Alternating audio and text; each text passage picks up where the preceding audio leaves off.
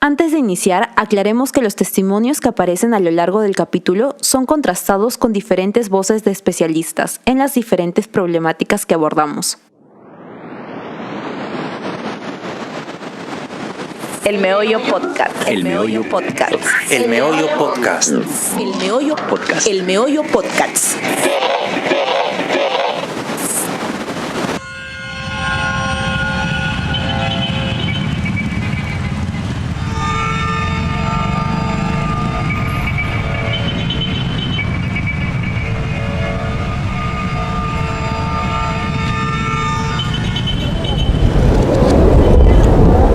En el episodio anterior explicamos el concepto de la interseccionalidad, así como de las diferentes problemáticas que atraviesan ciertos grupos o poblaciones. Recomendamos escucharlo antes de dar inicio a este capítulo. A pesar de que el Perú es diverso y pluricultural, es notoria la segregación que se da dentro del país.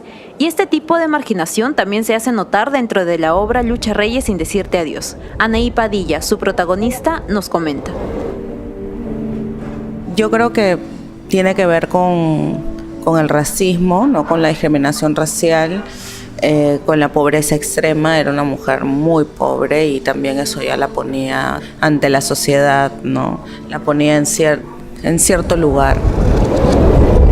Podemos decir que, a lo largo de la historia, tanto la población indígena como afroperuana ha sido discriminada al ni siquiera poder hacer valer sus derechos básicos.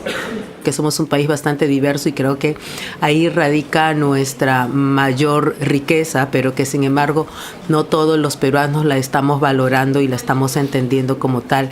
Mi nombre es Cecilia Ramírez, yo soy la directora ejecutiva del Centro de Desarrollo de la Mujer Negra Peruana. Es una organización que tiene como objetivo principal trabajar en temas de identidad, autoestima, liderazgo, desarrollo social para mujeres afroperuanas de manera principal y otros grupos de mujeres de manera general. Solo basta mirar en las condiciones en las que vivimos, ¿no? En temas de educación, acceso al empleo, en temas de salud, en temas de vivienda. Creo que son brechas muy profundas y entonces esto está relacionado con la falta de la existencia y el reconocimiento que sí, evidentemente vivimos en un país que es racista, que es sexista, que es machista. Entonces todas estas intersecciones se juntan y nos afecta de manera muy fuerte y además de manera permanente, ¿no? Desde el tiempo que fuimos esclavizados a la actualidad, o sea, lo único es que somos libres, pero enfrentamos brechas de desigualdades que tiene que ver con lo que ya te mencioné, ¿no? Durante la puesta en escena de Lucha Reyes, sin decirte adiós, aparecen distintos personajes que fueron importantes en la vida de Lucha Reyes. Uno de ellos es la del presentador de televisión Augusto Ferrando. El director de la obra, Rómulo Acereto, nos cuenta más al respecto. El personaje con el que queríamos que se relacione era con Augusto Ferrando, que es este empresario, presentador de televisión, conductor de televisión que fue muy famoso en Perú en la década de los 60, 70, 80 y 90.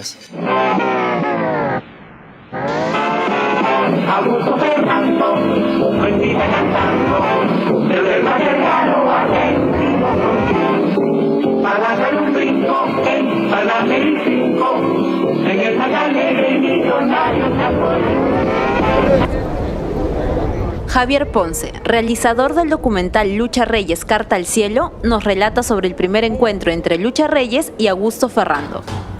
Comienza lavando platos en un centro musical criollo que se llamaba El Sentir de los Barrios. Y mientras lavaba platos ella cantaba. Ahí es donde uno de las personas que acudía a este restaurante, a este centro social, le pasa la voz para que participe en un concurso de aficionados en el Teatro Victoria. Ahí estaba el señor Toledo, que la escucha y la lleva donde Augusto Ferrando. En esa oportunidad canta el vals Abandonada. Este concurso había sido convocado por Radio Victoria, donde también trabajaba Ferrando.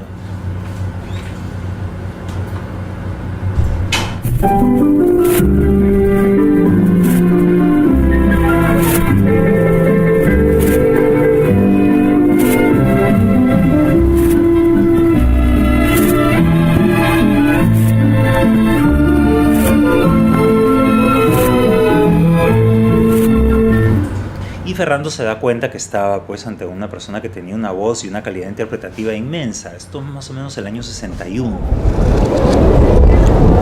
Es en la Peña Ferrando en donde Lucha desarrolla su talento sobre el escenario, conquistando al público con las imitaciones y un amplio repertorio de géneros musicales. Sin embargo, tal como nos cuenta aquí el guionista de la obra, Eduardo Adriancén, la obra explora también una segunda cara de Augusto Ferrando. Bueno, la obra empieza con la aparición de un personaje llamado Augusto, que está basado en un personaje real, que fue, según la mitología y según los testimonios, según lo que todo el mundo dice, un personaje que fue importante sin duda en el desarrollo de Lucha, pero que a la vez también fue como un freno para su surgimiento en su carrera, ¿no? Que es un personaje, un animador, ¿no? muy conocido, muy controversial. Ferrando en la obra por lo menos es casi una muestra o una caricatura, no somos particularmente fieles con el personaje, pero aunque mucha gente dice que sí, como un hombre bastante abusador, bastante racista, bastante clasista, minimizando, despreciando siempre al artista por su color de piel, por su procedencia, por su condición socioeconómica. Que empieza como, primero parece que viene a saludarla y de pronto empieza pues a agredirla, a soltar chistes racistas, a manejar el humor que manejaba en sus primeros tiempos en el que ella empieza a trabajar con la famosa Peña. Ferrando además que también era afrodescendiente, ni siquiera era como un blanco, pero era un hombre que hacía muchos chistes racistas, ¿no? Y tenía la imagen de ser el criollo, el vivo, el jefe, el papá.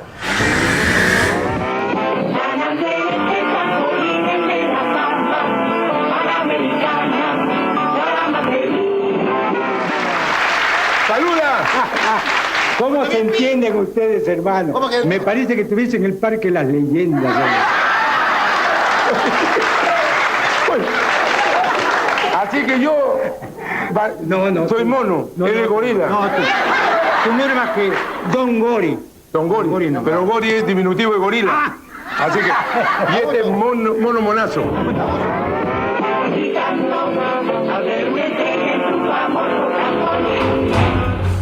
Ferrando fue un personaje de doble significación. Fue, por un lado, un personaje que la trataba públicamente muy mal, hacía mofa y hacía burla de su color de piel y de su fealdad. Es decir, la maltrata públicamente siempre sobre el escenario, pero por otro lado, la esposa de Ferrando tenía diabetes también y Ferrando le compraba la medicación para la diabetes a Lucha Reyes. Entonces era un personaje, Ferrando siempre fue un personaje muy doble, que en público te maltrataba porque ese era su personaje público, ese era su chamba, digamos que esa era parte de su espectáculo, era hacer esta burla y la gente le gustaba ver eso. Todo este maltrato, muchas veces normalizado, al que se refieren, se denomina racismo. Sofía Carrillo, periodista afroperuana y feminista, nos lo explica mucho mejor. Cuando surge el racismo desde, entre comillas, un enfoque científico, buscaba la separación de lo que en ese momento se llamaban razas, ¿no? Ubicando a determinados grupos a partir de su identidad étnica, que ahora sabemos que es identidad étnica y no es raza. Entonces, el racismo como tal es una ideología que busca plantear situaciones de dominación de un grupo sobre otro. Y en este específicamente hablamos del racismo contra los grupos y etnias históricamente discriminadas, ¿no? Indígenas, afrodescendientes y otras etnias, ¿no? Se da de diversas maneras, se da en el ámbito educativo, se da en el ámbito de salud, se da en el ámbito de empleo, pero se da principalmente en lo cotidiano, ¿no? En el día a día. La gente discrimina a las personas que pertenecen a un grupo étnico diferente por sentirse superiores a otros, ¿no? Entonces, esto se evidencia desde lo cotidiano hasta las estructuras del Estado. Yo considero que existe evidentemente un racismo que tiene que ver con discriminación étnico-racial, pero que también existe un racismo estructural. Entonces, sí tenemos que seguir hablando de racismo, aunque sepamos que las razas como tal no existen. ¿Por qué? Porque la raza sirve como una categoría social de análisis ante una situación que todavía nos sigue afectando, ¿no? Porque sigue habiendo una separación y discriminación a partir de la etnia. Si somos sinceros, veremos que el racismo continúa dentro de la sociedad y una de las principales fuentes en las que podemos encontrarlo son los medios de comunicación. Esa idea de Ferrando creo que se ha ido pasando a otras generaciones a través de otros personajes, ¿no? Salvando las diferencias de Ferrando a Adolfo Chuiman y su personaje de ¿Quién soy yo, papá?, el criollo vivo, y después a, no sé, pensar en alguien como Machín, que también es el criollo vivo, que hace bromas a todo el mundo y que le pone apodos a la gente, ¿no? Es como un patrón que se mantiene, que se sigue manteniendo hasta ahora. O sea, todavía podemos ver programas de humor hoy en los que se burlan de el estereotipo negativo de lo andino o de lo afro, ¿no? Pero era lo que se usaba en esa época. En esa época no solo Ferrando, sino hasta hace muy poco Risas y Salsa. Incluso todavía los programas cómicos actualmente hacen burla y hacen estereotipos de la gente negra, igual que de la gente gay, igual que de las mujeres. Es decir, refuerzan una serie de estereotipos completamente imbéciles, ¿no? Y que justifican luego el maltrato.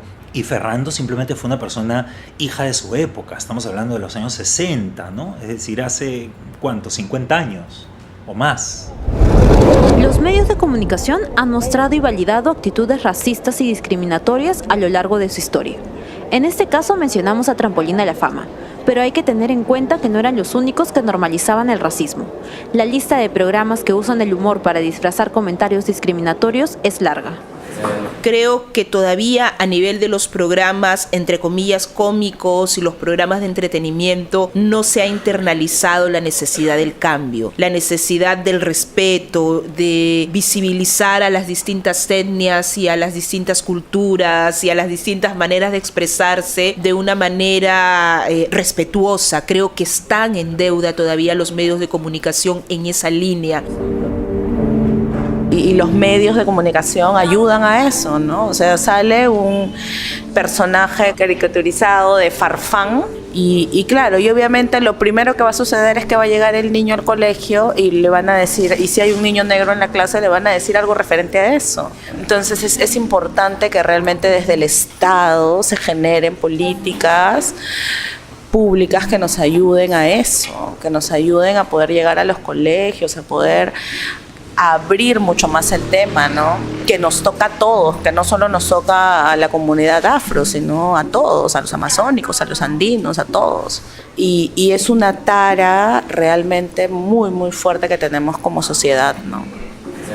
Lo que no se dan cuenta las personas que reafirman y reproducen todos estos estereotipos racistas, machistas, misóginos, es que están haciendo mucho daño a las personas, a los niños, a las niñas, a las adolescentes en todo su proceso de formación. Y no es una cuestión de autoestima, no quiere decir que porque salga en la televisión y me digan que soy una animal, que me digan que soy una gorila o que me pongan ridículo, se los estoy creyendo. Lo que yo estoy diciendo y lo que nosotros decimos como afrodescendientes es que no tienes derecho a ridiculizarme, a minimizarme, no tienes derecho a que a partir de esta representación tenga la posibilidad de que un niño o una niña en el aula sufra bullying, sufra discriminación, sufra abuso, que finalmente encuentre el sustento en lo que ven en la televisión.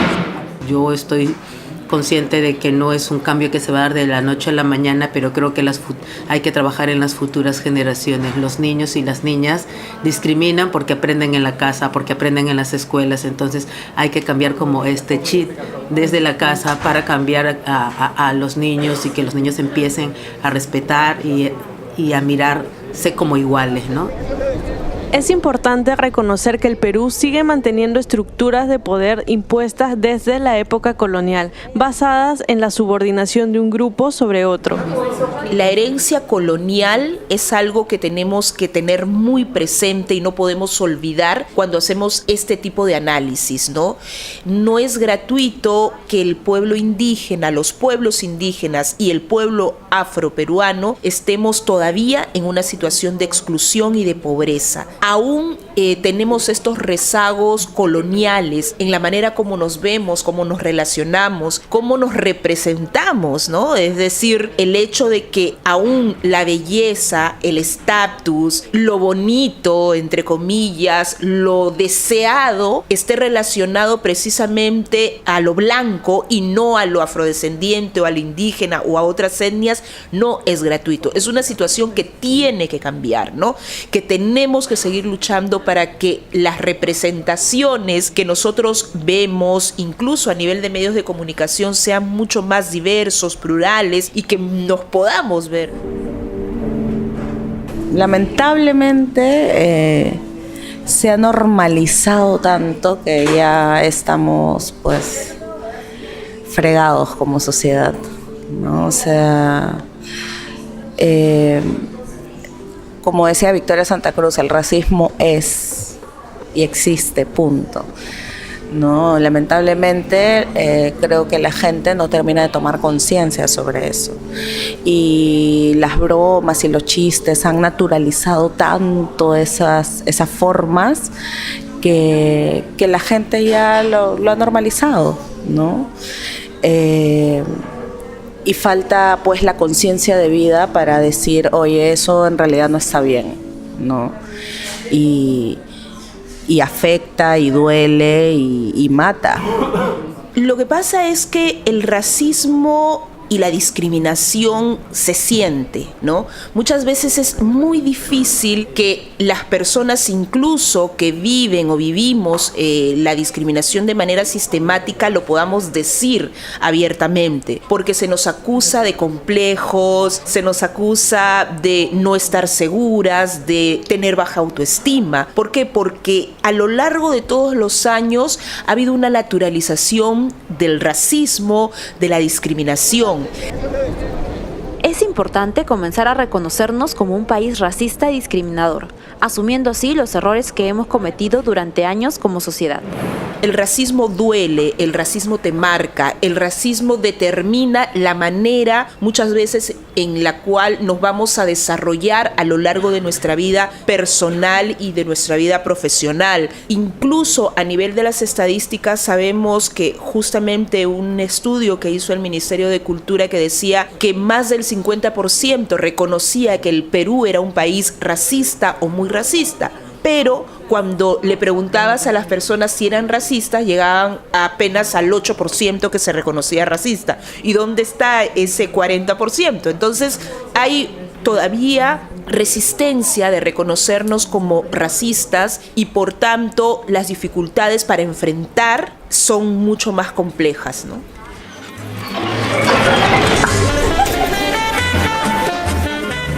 El aceptar que somos una sociedad racista va a permitirnos enfrentar el problema.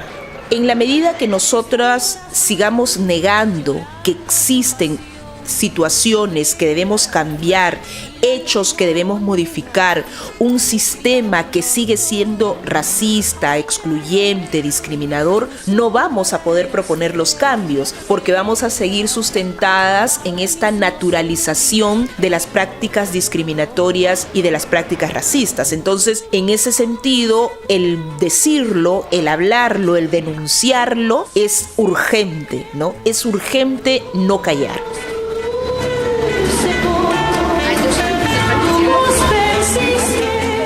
Este fue el tercer episodio de la serie La Última Canción, sobre la obra Lucha Reyes sin decirte adiós. Agradecemos a todos los que nos apoyaron con los archivos sonoros y las entrevistas que aparecieron. Y no se olviden de seguirnos en nuestras redes sociales como El Meollo Podcast. Ya nos pueden encontrar en Spotify y Google Podcast. La próxima semana podrán escuchar el siguiente episodio de esta serie, La Última Canción. Inútil es decir